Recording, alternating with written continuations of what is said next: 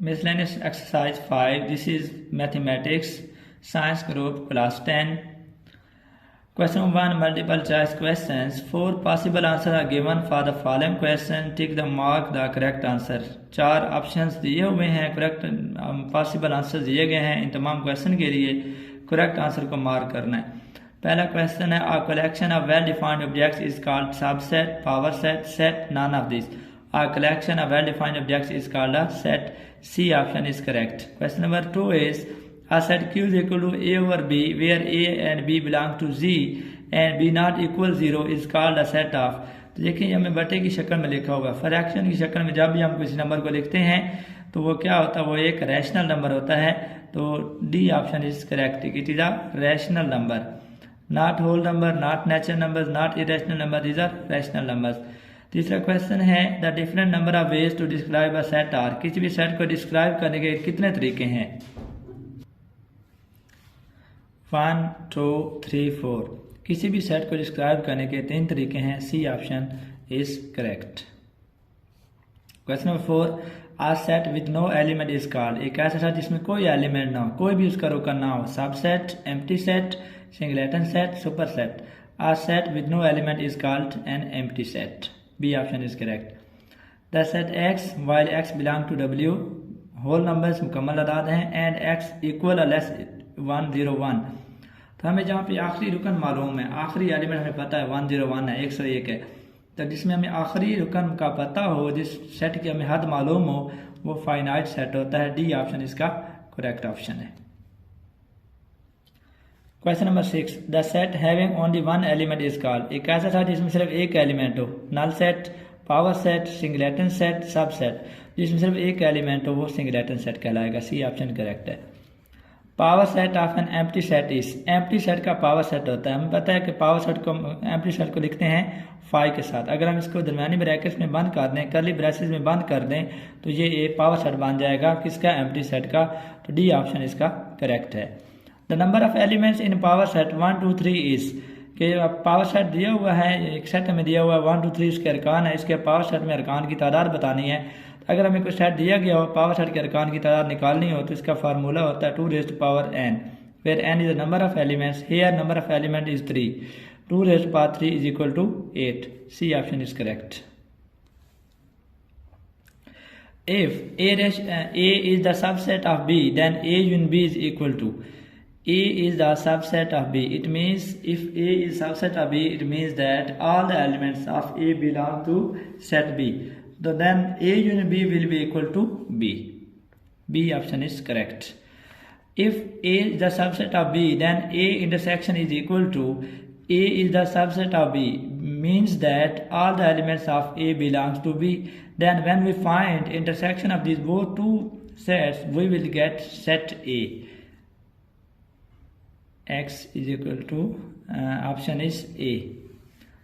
Question number 11, if A is a subset of B, then A minus B is equal to खाली set, empty set. C option आएगा, क्योंकि A के तमाम elements B में मौजूद हैं। तो जब हम इनका डिफरेंस निकालेंगे तो कोई सेट रुकन नहीं आएगा, कोई एलिमेंट नहीं आएगा। सी ऑप्शन दुरुस्त है। A union B bracket union C is equal to, this is the, ये खासियत तलाज़म है हमारे पास यूनियन के ऊपर, तो ये इक्वल आ जाती है। सी ऑप्शन इसका दुरुस्त आ जाएगा। A यूनियन B तो कहते C is equal to A union B intersection C।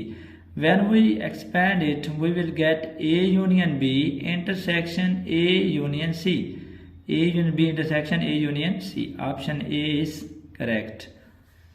Question number 14. If A and B are disjoint sets, A और बी 2 डिस्जॉइंट सेट्स हैं, यानी इनके जो एलिमेंट्स हैं एक दूसरे से डिफरेंट हैं, then A union B is equal to B union A. D option correct. If number of elements in set A is 3 and in set B is 4। Set A में नंबर ऑफ एलिमेंट्स 3 है, set B में 4 है, then number of elements in A cross B is.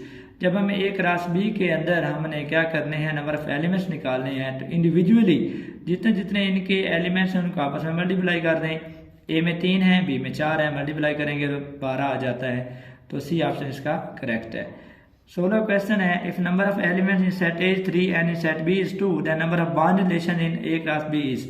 पहली तो बात ये है कि बाउंड रिलेशन 2 की पावर्स में आएगा, ये याद रखना है। अब हमें ये देखना है कि 2 की पावर 3 आएगा, 2 की पावर 6 आएगा, 2 की पावर 8 आएगा, 2 की पावर 2 आएगा। ये चेक करने के लिए हम सिंपली जो अरकान है, जो सेट्स दिए उनकी तादाद को आपस में मल्टीप्लाई कर दें, दोनों सेटों के अरकान की तादाद को। सेट ए के अंदर 3 है, सेट बी के अंदर 2 अरकान है, आपस में मल्टीप्लाई करेंगे और ये 2 की पावर बनेगी, तो ये बन जाएगा 2 की ताकत 3 × 2 6। तो ये ऑप्शन बी इसका करेक्ट है। The domain of R equal 0 to 2 3 3 3 3 4 is. हमारे पास ये एक रब्त दिया हुआ है, आर सेट दिया हुआ है, इसकी डोमेन बतानी है। तो जो रब्त होता है, जो आर सेट होता है, इसके जो पहले अरकान का जो कम्बिनेशन है, तमाम पहले अरकान का जो सेट है वो डोमेन कहलाता है। तो यहाँ पहला रुकन 0 है, जहाँ 2 है, इधर 3 है, इधर 3 है, तो एक बार 3 है, अगर रेपिटेशन अलाउड नहीं होती। 0 2 3 इसका दुरुस्त ऑप्शन है, 16 का बी ऑप्शन आएगा। द रेंज ऑफ आर, अगर हमारे पास एक रब्त है, एक रिलेशन है, तो इसकी रेंज बतानी है। तो ये इसके अंदर जो ऑर्डर्ड पेयर्स हैं वो 1 3 है, 2 2 है, 3 1 है, 4 4 है। तो किसी भी रिलेशन के या रब्त के दूसरे अरकान का सेट रेंज कहलाता है। तो यहाँ पे देखें दूसरे अरकान यहाँ 3 है, ये 2 है, ये 1 है, ये 4 है। अगर हम इकट्ठा करें तरतीब के साथ तो बनता है 1 2 3 4। तो सी ऑप्शन इसका करेक्ट ऑप्शन है। 19वां क्वेश्चन है, point -1 4 lies in the quadrant. अब इसमें देखें, इसका x नेगेटिव है और इसका y पॉजिटिव है। तो अगर किसी ऑर्डर्ड पेयर में x नेगेटिव हो, y पॉजिटिव हो, तो वो सेकंड क्वाड्रेंट में लाई करता है। फर्स्ट क्वाड्रेंट में x जो है वो पॉजिटिव होता है, यानी पहला एलिमेंट भी पॉजिटिव है, दूसरा एलिमेंट भी पॉजिटिव है। सेकंड क्वाड्रेंट में पहला जो x है नेगेटिव होता है, y पॉजिटिव होता है। थर्ड में पहला x भी नेगेटिव होता है, दूसरा y भी नेगेटिव होता है। 4 में पहले x जो है पहला एलिमेंट पॉजिटिव होता है, दूसरा एलिमेंट जो कि y से बिलोंग करता है वो नेगेटिव होता है। तो यहाँ पे अगर हम देखें तो पहला एलिमेंट नेगेटिव है, दूसरा पॉजिटिव है, तो लिहाजा ये b के साथ बिलोंग करेगा, b इसका करेक्ट आएगा। The relation 1 2 2 3 3 3 3 4 is. ये रिलेशन हमें दिया गया है, हमने बताना है कि क्या ये ऑन टू फंक्शन है, इन टू फंक्शन है, not a function, one function. तो किसी भी रिलेशन के अंदर जो उसके सेकेंड एलिमेंट्स होते हैं उनके अंदर रिपीटेशन नहीं होना चाहिए।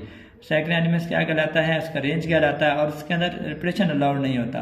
तो यहाँ पे हम देखें 2 आ गया, ठीक है, 3 है, इसका भी 3 है, तो यहाँ पर रिपीटेशन आ रहा है। तो सेकंड एलिमेंट्स के अंदर रिपीटेशन अलाउड नहीं होता, तो ये फंक्शन तो नहीं हो सकता, कोई भी फंक्शन नहीं है, लिहाजा क्या आएगा, सी ऑप्शन इसका करेक्ट है, it is not a function. ये ऑप्शन इसका करेक्ट आ जाएगा।